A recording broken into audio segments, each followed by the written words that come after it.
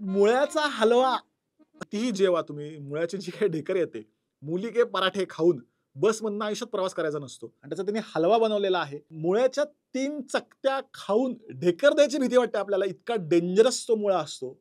बदाम पण त्याच्यात घातलेला आहे. मुळा खिसलेला आहे. तो गरम पाण्यात टाकून बहुतेक त्यांना मुळ्याचा वास मारायचा असेल. पण मी काय म्हणतो, मुळ्याचा वास मारत बसण्यापेक्षा आपल्याकडे लाल रंगाचा सेम पदार्थ मिळतो. त्याला गाजर असं म्हणतात.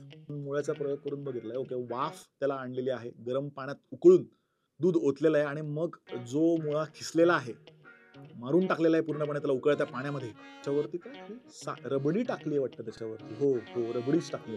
सगळ्या चांगल्या पदार्थांची नासाडी केलेली आहे. साखर म्हणजे किलोनीच साखर ओतलेली आहे त्याच्यामध्ये आणि वरती बेदाणे त्याच्यामध्ये बदाम टाकलेले आहेत. पिताजी, जरा वो गरुड़ पुराण ले आइए तो.